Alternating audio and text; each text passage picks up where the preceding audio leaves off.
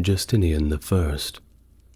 You may also know him as Justinian the Great, and for good reason.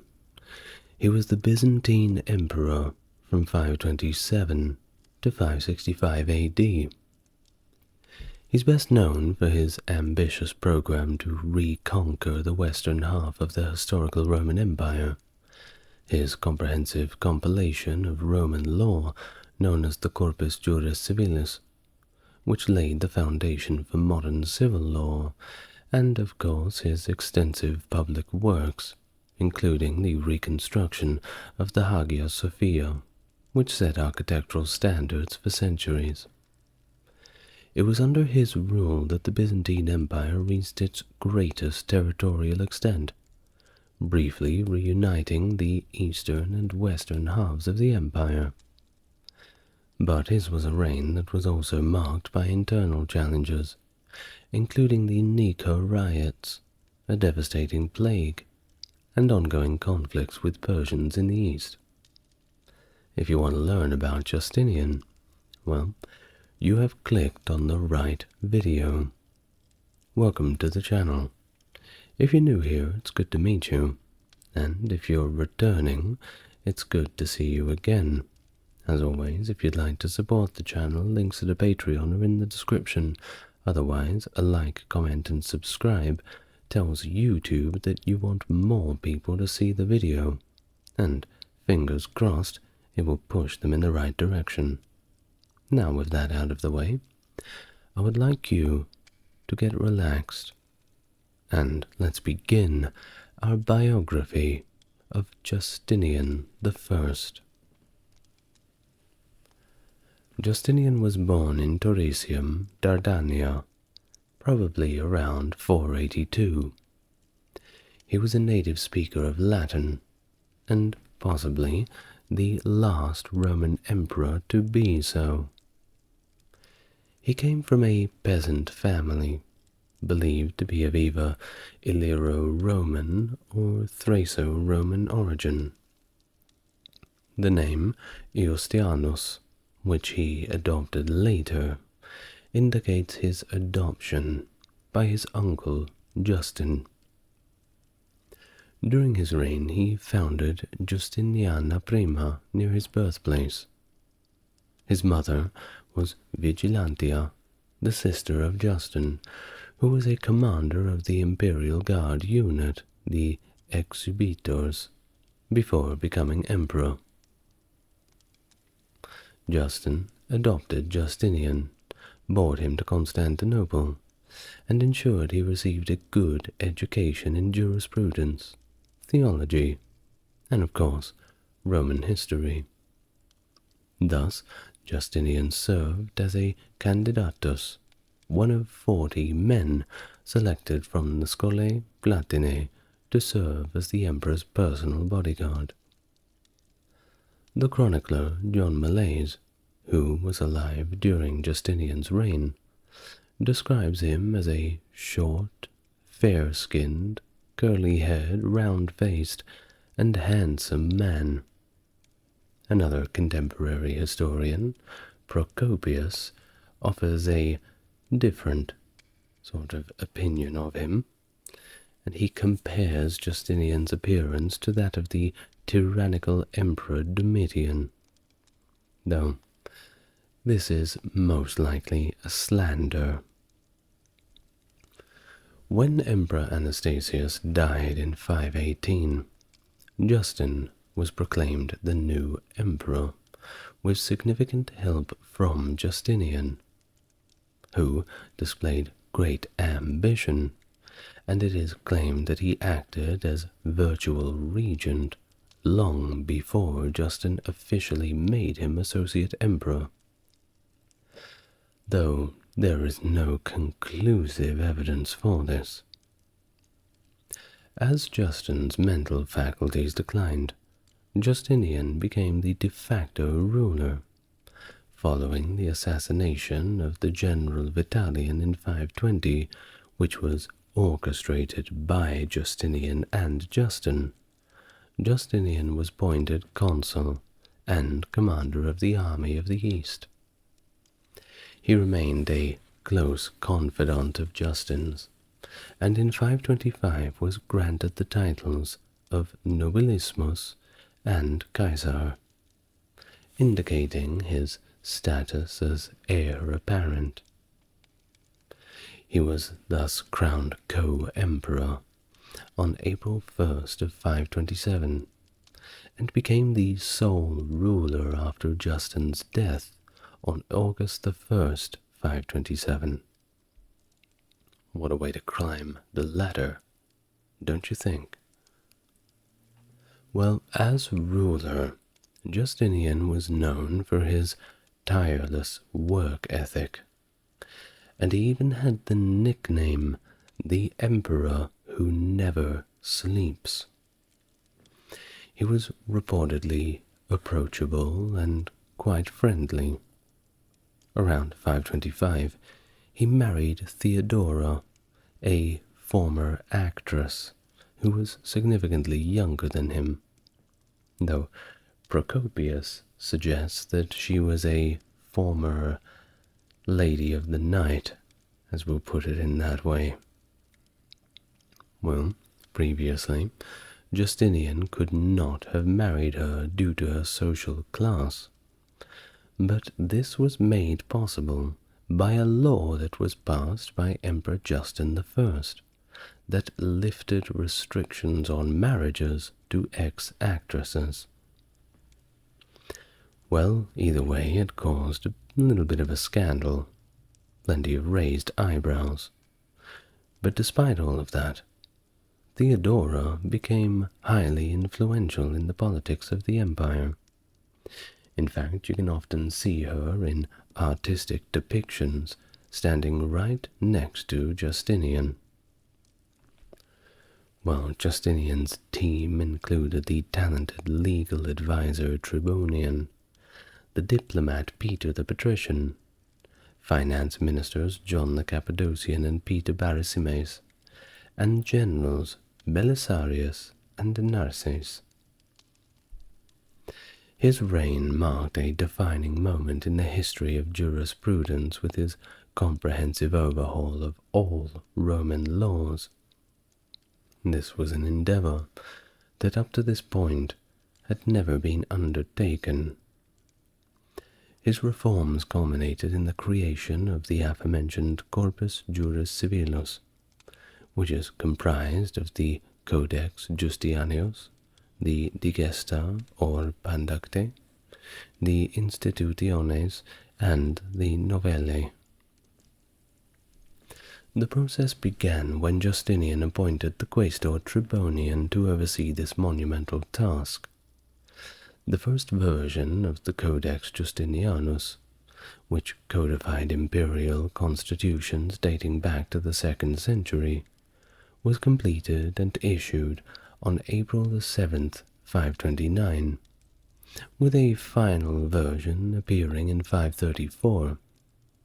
This was followed by the Digesta in 533, which was a compilation of older legal texts, and the Institutiones, which served as a legal textbook for students. The Novellae, consisting of new laws enacted during Justinian's reign, hence the name, supplemented this collection, and were published in Greek, reflecting the predominant language of the Eastern Empire. The Corpus Juris Civilis not only forms the basis of Latin jurisprudence, including ecclesiastical canon law, but also offers historians deep insights into the concerns and the activities of the late Roman Empire. This collection compiled various legal sources such as laws, senatorial consults, imperial decrees, case laws, and interpretations by jurists. Tribonian's work ensured the survival and continuation of Roman law, which later became the foundation of Byzantine law in the Basilica, composed by Basil I and Leo VI the Wise. Now, the Justiniac Code was introduced to Italy after the region's conquest by the Pragmatic Sanction of 554, and from there it spread to Western Europe in the 12th century. This legal code formed the basis of many continental European legal systems, which were then exported to the Americas and beyond during the later Age of Discovery. It has also influenced legal practices in Eastern Europe, including Russia, where it was adapted into Slavic editions. Justinian also implemented significant social and moral reforms. He even enacted laws to protect S-workers from exploitation and women being forced into S-work, with severe penalties for men who did the wrong thing. His policies ensured that women accused of serious crimes were guarded by other women to prevent abuse. Widows also received back their dowries, and husbands could not incur significant debt without their wife's consent, confirmed twice. Pretty progressive, huh? Well, the emperor's legislation displayed a heightened concern for the welfare of children, especially those born out of wedlock or neglected. Laws were passed to protect children from the repercussions of parental remarriage or abandonment, ensuring that they did not have to resort to begging. In addition to his legal reforms, he made significant contributions to the welfare of his subjects. He discontinued the regular appointment of consuls in 541 to streamline administration. In Constantinople, he established hospitals offering free medical care and maintained public baths that were free for all residents. Furthermore, 20 state bakeries provided bread to the needy, completely free, encapsulating the emperor's dedication to social welfare and ensuring that no resident of the empire went hungry. Justinian's early reign was marked by decisive but some unpopular choices in his advisors, which led to significant unrest. In the January of 532, tensions culminated in the Nika riots, where supporters from competing chariot racing factions united against him. The rioters demanded the dismissal of Tribonian and 2 other ministers, and sought to replace Justinian with Hypatius, a nephew of the late Emperor Anastasius. As the chaos unfolded in Constantinople, Justinian contemplated fleeing by sea, but was persuaded by his wife Theodora, who chose to stay and face the crisis rather than retreating. Well, in a decisive move, Justinian ordered generals Belisarius and Mundus to suppress the riots by any means necessary. And the necessary means, of course, were a little harsh. Now, according to Procopius, approximately 30,000 civilians were killed right in the middle of the hippodrome, highlighting the brutal response to restore order. The insistence of Theodora was crucial in this decision, and it led to the execution of Anastasius's nephews, which Justinian initially resisted. The aftermath of the riots provided Justinian with an opportunity to reconstruct and beautify Constantinople, most notably through the rebuilding of the Hagia Sophia. This architectural marvel became a symbol of his reign and a testament to Byzantine engineering prowess, and it's still there today in the modern city of Istanbul, albeit it's a little bit of a different city now. Justinian's reign is also noted for his ambitious military campaigns aimed at restoring the old boundaries of the Roman Empire, back to the glory days, it seems. But he never personally led his troops. However, he celebrated the military achievements under his rule, especially those accomplished by his general, the great Belisarius. These campaigns significantly expanded Byzantine influence and recovered territories around the western Mediterranean that had been lost in the 5th century. Justinian saw these reconquests as a divine duty to restore Roman imperial boundaries. Additionally, Justinian's tenure was marked by ongoing hostilities with the Sassanid Empire, which he inherited from his uncle. The Iberian War, as it was known, saw fluctuating fortunes. In 530, Byzantine forces won battles at Dara and Satala, but suffered a defeat at Callinicum in 531.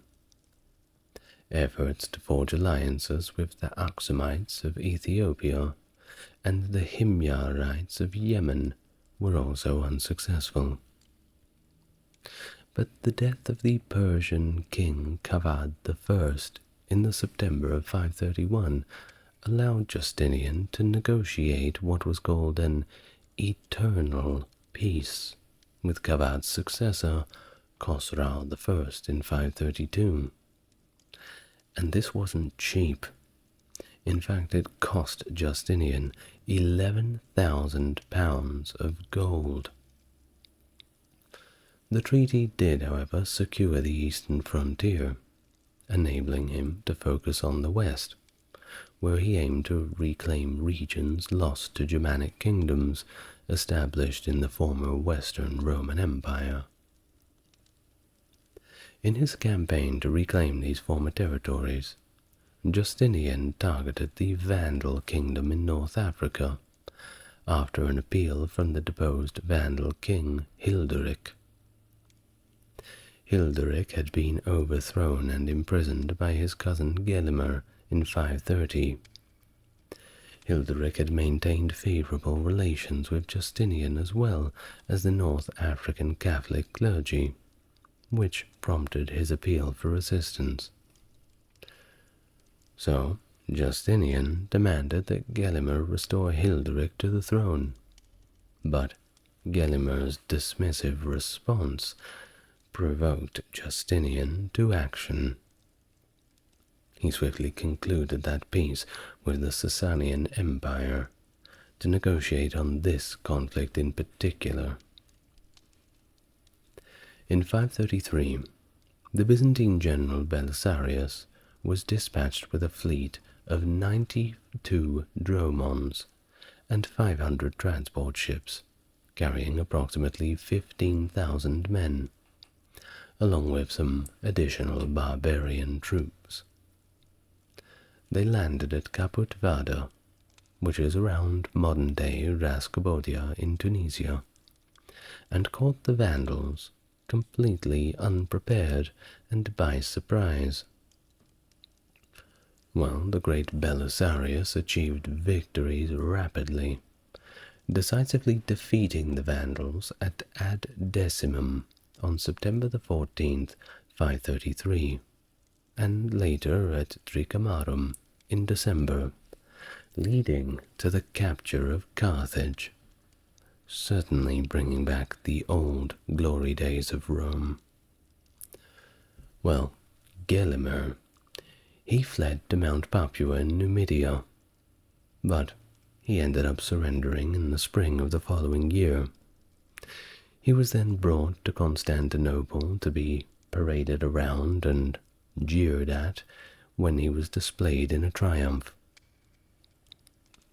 As a result of this campaign, Justinian also regained control over the Mediterranean islands of Sardinia, Corsica, and the Balearic Islands, as well as the strategic point of Septem Fratres, near modern Mont Calpe, later known as Gibraltar.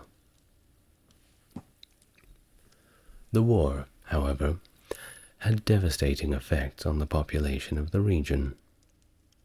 Procopius, the contemporary historian, noted that the conflict depopulated Africa to such an extent one might travel for days on end without encountering a single person.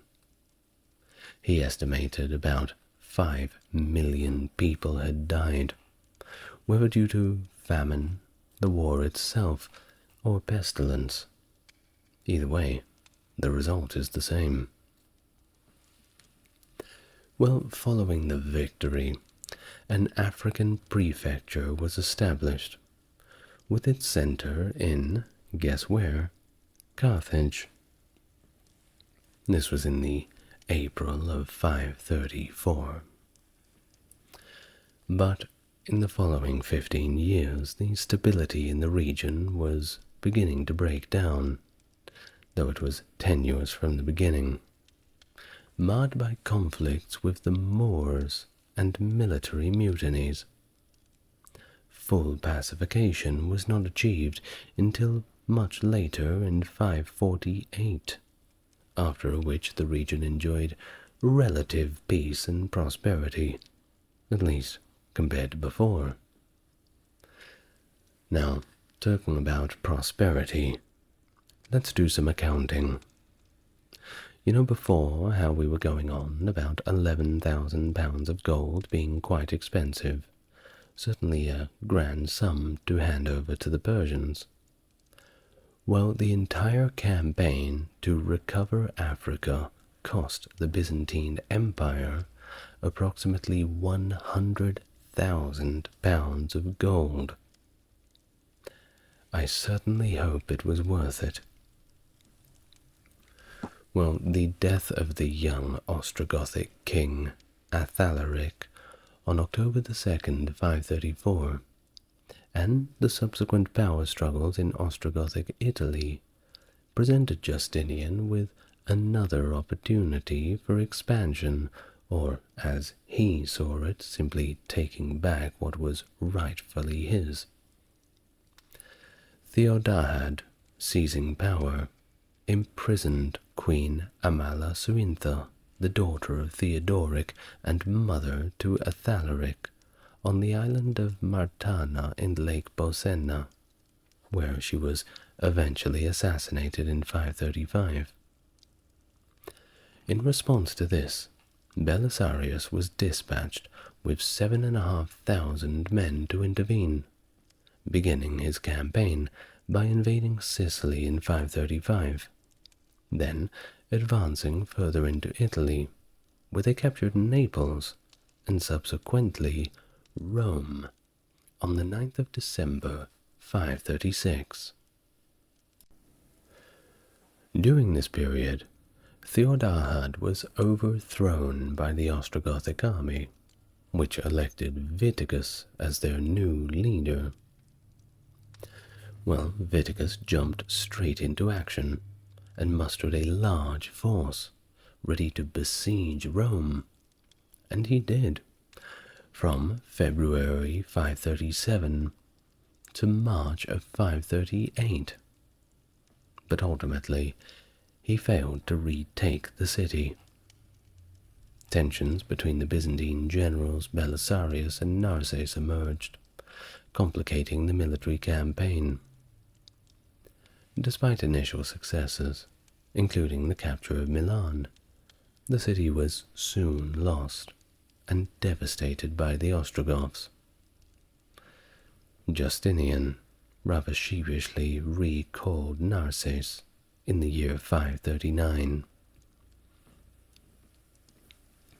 By 540, the military tide had turned in favor of the Byzantines, allowing Belisarius to march to the Ostrogothic capital, Ravenna. It was there the Ostrogoths offered him the title of Western Roman Emperor, an offer that Belisarius pretended to accept. He entered the city in May of 540 and secured it for the empire.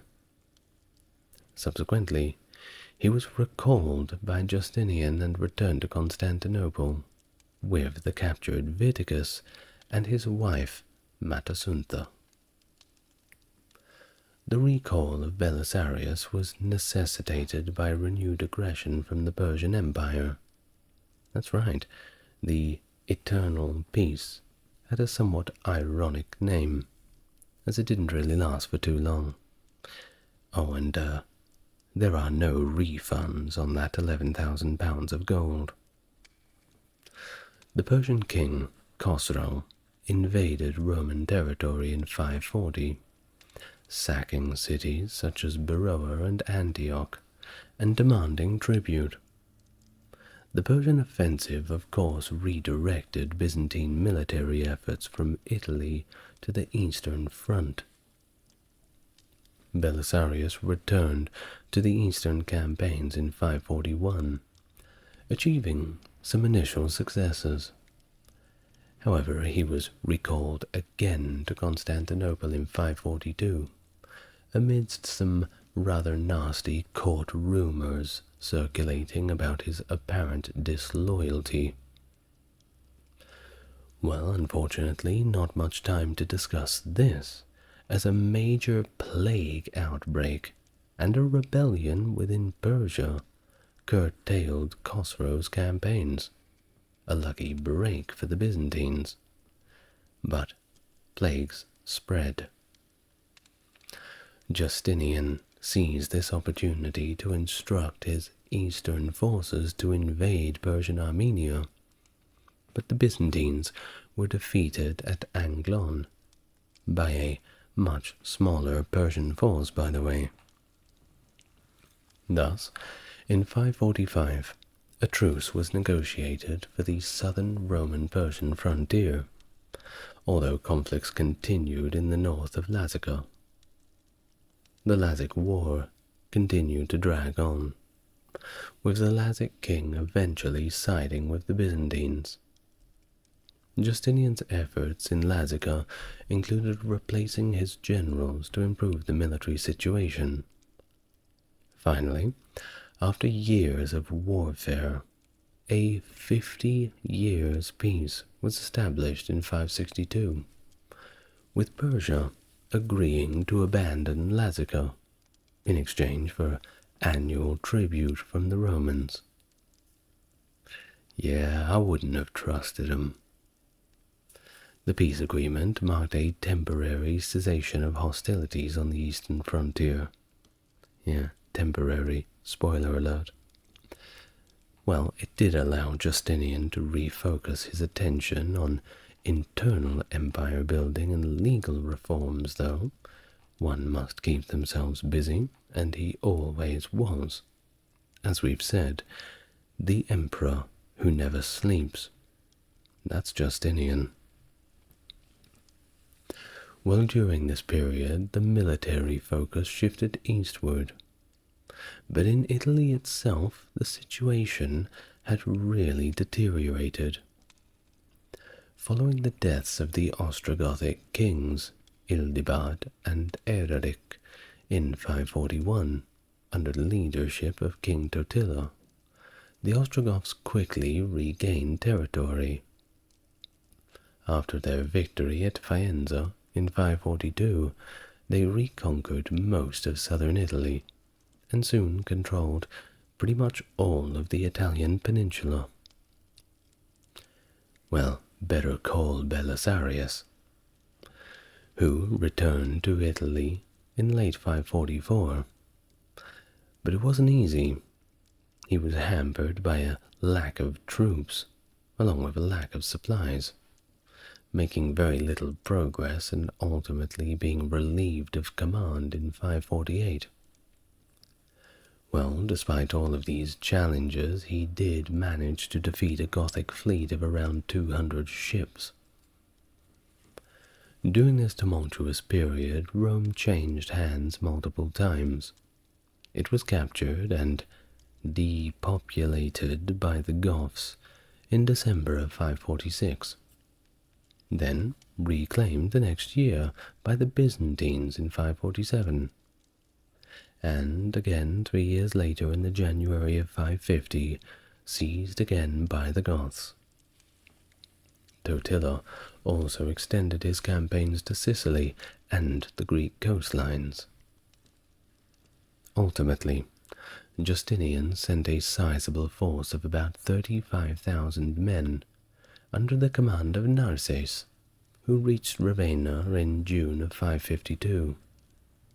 This force managed to decisively defeat the Ostrogoths at the Battle of Bustagalorum in the Apennines within a month, where Totila was killed. Rest in peace, Totila. A subsequent victory at Mons Lactarius in October 552 effectively ended the Ostrogothic resistance. By 554, after repelling a major Frankish invasion at Casilinum, Italy was firmly under Byzantine control, although further efforts were needed to subdue the remaining Gothic strongholds. It was more or less mission accomplished. Italy was then garrisoned with 16,000 men. The protracted conflict cost the empire approximately, and you can love this, 300,000 pounds of gold. While Procopius also estimated that 15 million Goths perished during this war, but that's probably and pretty much definitely an overestimation.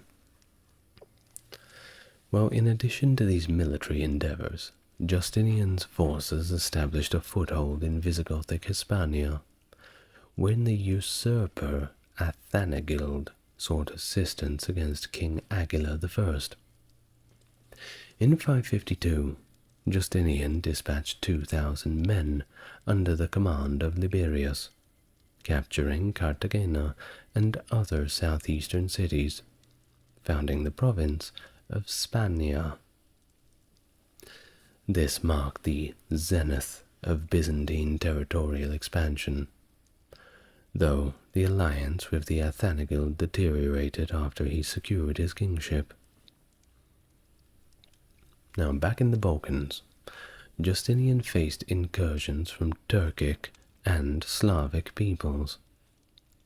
Defensive strategies and diplomacy were his main responses, except in 559, when a significant threat led by Zabrogan reached the outskirts of Constantinople. The city was spared a siege, thanks to the timely intervention of the veteran general Belisarius, sweeping in to save the day. Well, all in all, Justinian's ambitious projects to restore the Roman Empire achieved somewhat mixed results. The early successes in the 530s gave way to a prolonged and devastating conflict with the Goths, which brought great hardship to Italy, though its long-term impacts were less severe than often believed. Despite significant opposition, the conquests in Africa and parts of Hispania eliminated major naval threats, and when Justinian finally died in 555, the empire had reached its greatest territorial extent since the fall of the Western Roman Empire, and that's a pretty good achievement. However, the empire was overextended, and Justinian's policies often neglected the new realities of the 6th century politics in Europe, leading to vulnerabilities. The later years of his reign show that even Constantinople was not immune to barbarian threats from the north. Justinian viewed the orthodoxy of his empire as threatened by divergent religious currents, particularly monophysitism, which had substantial followings in the eastern provinces like Syria and Egypt. Well, in essence, monophysitism advocated that Christ had one divine nature, rather than a dual nature combining divine and human elements, a view that was condemned as heretical by the Council of Chalcedon in 451. Previous emperors, however, such as Zeno and Anastasius, had been tolerant of monophysitism, which of course caused more than a little friction with the bishops of Rome.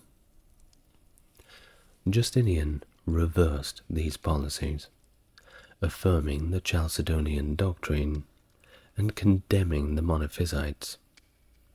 He attempted to enforce religious unity by promoting doctrinal compromises. It was through these efforts that he saw a rather general failure of policy, and it pleased no one. Both conflicting parties, both were still angry with each other and never really reached an agreement. Toward the end of his life, however, Justinian actually found himself leaning towards the monophysite doctrine, but he died before he could enact any relevant legislation. Now, Empress Theodora, his wife, sympathized with the monophysites and reportedly engaged in pro-monophysite intrigues in court. In his reign, Justinian's control extended to ecclesiastical matters, reflecting a rather despotic approach. He issued laws concerning Christ's core doctrines right at the start of his reign, and threatened penalties for heresy, later aiming to prevent such disturbances by legal means. He solidified the Niceno-Constantinopolitan Creed as the Church's sole symbol, and gave legal force to the canons of the four ecumenical councils. His era saw the affirmation that nothing in the Church could happen against the emperor's will, a stance evident when he supported the banishment of the Patriarch Athamas with secular enforcement. His rule also focused on protecting the Church's integrity and extending monasticism. He ensured that monks could inherit property and receive annual gifts from the imperial treasury or taxed provinces, and protected monastic estates from lay confiscation. His ecclesiastical policies also led to significant architectural contributions, most notably the reconstruction of the Hagia Sophia, which became a central symbol of Eastern Orthodoxy, and was of course lavishly decorated with mosaics and a gilded dome, funded by £20,000 of gold. Justinian's efforts to manage church affairs extended beyond internal policy, however. He ended the Acacian schism that had divided the Eastern Empire and Rome by rejecting the previous emperor's policies that undermined the Council of Chalcedon. His influence even reached into papal elections, notably supporting Vigilius over Silverius. The unity restored between East and West did, however, not resolve the ongoing disputes in the eastern provinces. Justinian's fluctuating policies, which swung between persecution of non-Chalcedonian bishops and monks and attempts at theological compromise, aimed to integrate monophysites into the Chalcedonian framework, but were largely unsuccessful. These efforts, combined with Theodora's unreserved support for the Miaphysites, culminated in the controversial condemnation of the three chapters, leading to a temporary schism in the West, and continued dissatisfaction among the monophysites in the East. Justinian's religious policy was closely tied to his belief that the unity of the empire had to have a unity of faith, specifically the Orthodox Chalcedonian Christian faith. Other faiths didn't count. He perceived any deviation from this orthodoxy as simply a threat to imperial stability, leading to vigorous enforcement of laws against paganism and other non-Christian religions. The Codex Justianus included statutes aimed at the complete eradication of paganism, which were, of course, strictly applied, affecting even the highest ranking of individuals. His reign sadly marked the closure of the Neoplatonic Academy in Athens in 529, ending the last vestige of pagan academia. However, other educational institutions in Constantinople, Antioch, and Alexandria continued unharmed under his rule.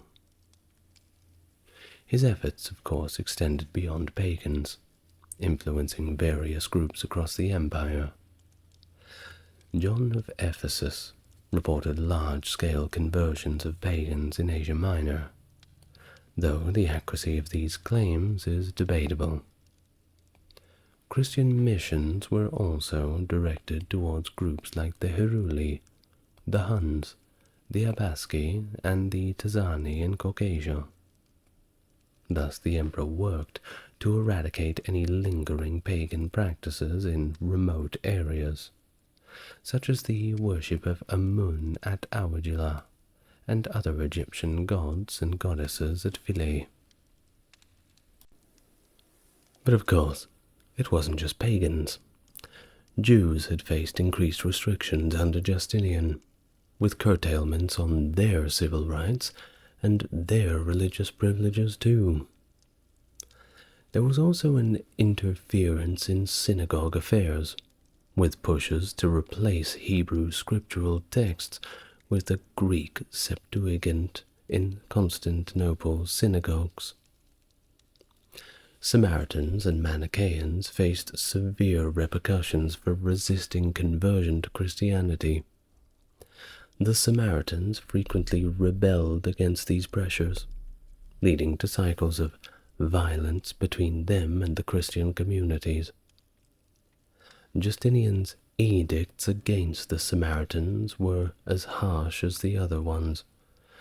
Well, they claimed to quell their insurrections through brute force, and quell they did.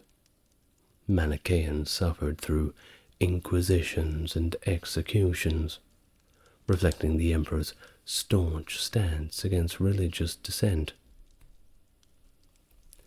While throughout his reign he remained a fervent supporter of the Christian Church, using his power to solidify orthodoxy across the empire, often at the expense of religious and cultural diversity, but I doubt he really cared much about that.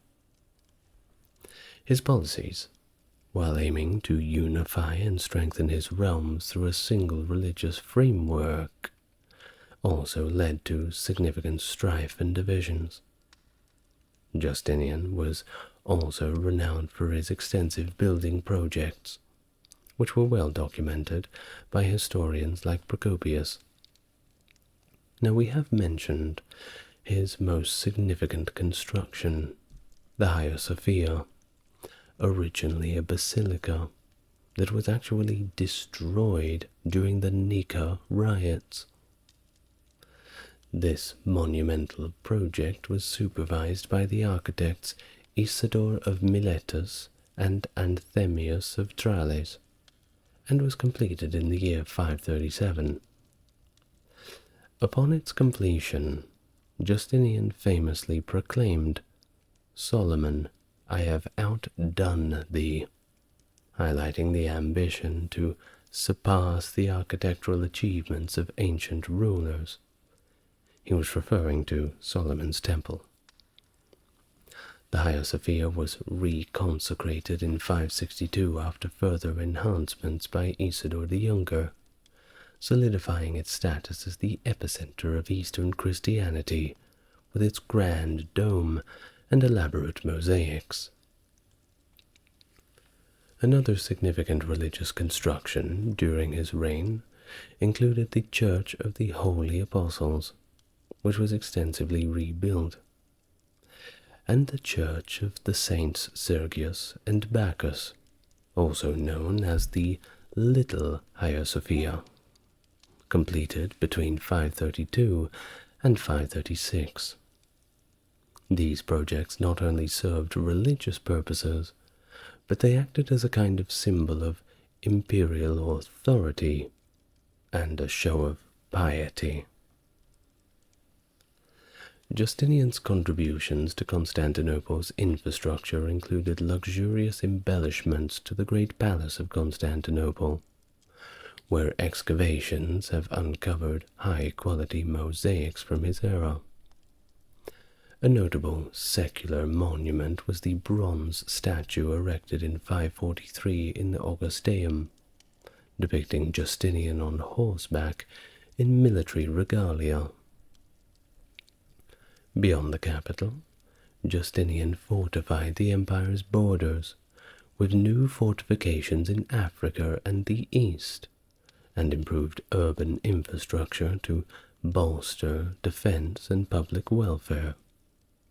Notable projects included the advanced arch dam at Dara, the Sangarius Bridge in Bithynia, which served the critical military supply route, and significant urban reconstruction projects in cities devastated by wars or natural disasters.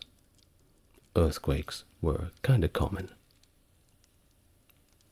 Justinian also founded the city of Justiniana I near his birthplace, aiming to make it the new administrative and religious hub of Illyricum. The initiative was part of his broader goal to consolidate and centralize imperial control. Despite his focus on grand construction projects, his reign saw a decline in some centers of learning, such as the Neoplatonic Academy in Athens and the law school of Berytus. Nonetheless, his era was one marked by the flourishing of Byzantine culture, with historians like Procopius, yes, and also poets such as Paul the Silentiary and Romanus the Melodist, making significant contributions to their fields. Justinian's reign marked a pivotal era in the economic foundation of the Byzantine Empire, heavily reliant on agriculture, while also benefiting significantly from long-distance trade.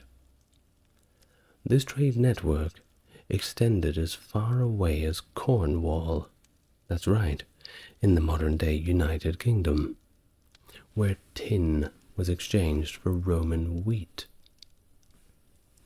The efficient movement of goods, particularly grain from Alexandria to Constantinople, was enhanced by Justinian's construction of a large granary on Tenedos, facilitating storage and onward transport to the capital. Another crucial economic sector was the silk trade. Initially dependent on imports processed within the empire, Justinian aimed to localize silk production. In 541, he secured a monopoly for imperial factories in the production of silk goods. Efforts to establish a new trade route for silk, independent of Persian intermediaries, included attempts to engage the Abyssinians as trade mediators. However, these attempts were unfortunately largely unsuccessful due to Persian dominance in Indian markets. The breakthrough came in the early 550s, when two monks successfully managed to smuggle silkworm eggs from Central Asia to Constantinople, enabling the empire to produce its own silk. Justinian also capitalized on the natural resources that were available, setting up gold and silver mining operations across various regions, including the Balkans, Anatolia, Armenia, Cyprus, Egypt, and even, to the south of Egypt, the Kingdom of Nubia. Now, in terms of finances, Justinian inherited a substantial treasury surplus from his predecessors, which he aimed to augment through more efficient tax collection and anti-corruption measures. Administrative reforms included enhancing the powers of prefectural and provincial leaders, while reducing the vicariates of the dioceses, streamlining the empire's bureaucratic structure. These changes, while yes increasing tax revenue, also impacted traditional provincial life by undermining the autonomy of the town councils. The economic prosperity under Justinian was good, sure, but it had its own challenges. The empire, of course, faced setbacks such as the devastating plague from 541 to 43, which significantly reduced the population, thus creating labor shortages and potentially leading to wage increases. The same thing happened after the Black Plague in Europe and culminated in the peasants' revolt that Wat Tyler organized, but that's a video for another day. 2 videos. Well, this reliance as well on barbarian troops in the military, that was of course emblematic of these manpower shortages. Additionally, the ongoing wars in Italy and against the Persians strained the empire's resources, leading to fairly justified criticisms of Justinian's decision to curtail the government-run postal service, limiting it to a single route of military relevance only. During the 530s, the Christian Roman Empire experienced a series of severe climatic disturbances that caused widespread despair, leading many to feel as if divine favor had been withdrawn. The atmosphere was laden with noxious fumes, and the sun, though visible, failed to provide adequate warmth, leading to dramatically colder weather, severely impacting agricultural production across Europe and the Middle East. This unusual climatic phenomenon, recorded in 535 to 36, of course resulted in a devastating famine that was unprecedented in its scope and impact. The contemporary historian Procopius documented these events, describing the sun as dim and lacking brightness, akin to an eclipse, with its light feeble and lacking its usual clarity. The description from his account of the Vandalic War underscores the dramatic and unsettling nature of the environmental changes observed during this period. Certainly would have freaked a lot of people out with the old world superstitions, that's for sure. While the exact causes of these catastrophic events remain a subject of debate, there's a few theories though. One, of course, being triggered by a massive volcanic eruption, with potential candidates including the Rabaul caldera, Lake Ilopango, Krakatoa, or even a volcano in Iceland, according to recent studies. These eruptions would have, of course, released vast quantities of ash and sulfur into the stratosphere, reducing solar radiation and leading to a significant drop in global temperatures. Of course, the situation worsened significantly in 542 when the Eastern Roman Empire was struck with the plague. A plague that was so synonymous with the era that it is now called the Plague of Justinian. Don't blame it on him, though. It's just a name. Now, this outbreak of bubonic plague, rivaled only by the Black Death of the 14th century, caused the deaths of millions. Remarkably, Justinian himself actually contracted the plague, but he survived, a testament to the indiscriminate nature of the disease, which affected all levels of society. But, conveniently, the top boss gets to live. Well, the actual death toll and the plague's overall impact, of course, are another subject of debate, with some questioning the traditional estimates of the fatalities.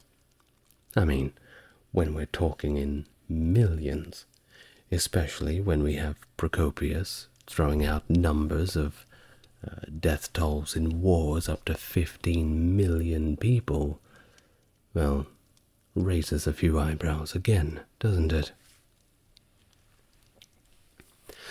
Adding to the calamities of Justinian's reign, in the July of 551 the eastern Mediterranean was hit by a massive earthquake that was centered near Beirut, which also generated a devastating tsunami.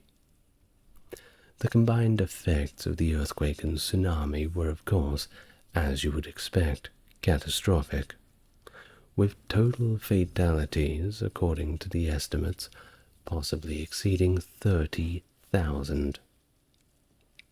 In fact, the tremors from this seismic event were felt as far away as Antioch and Alexandria.